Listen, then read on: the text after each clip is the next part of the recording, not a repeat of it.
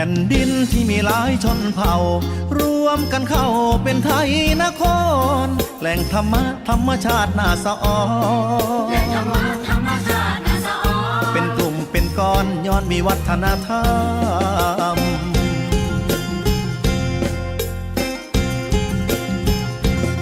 8 ชนเผ่าเฮือนเย้าในถิ่นเวียดนามและจีนมารวมแป้งเมืองงามแต่ละชนเผ่ามีฉายาให้จำน่าฮักงดงามในความเป็นกันเองเผ่าผู้ไทยละเรื่องชื่อมานานเผ่าไทยย่ออ่อนหวานและเอาใจเก่งมวลหมอเศร้าคือเผ่าอีสานคลื่นค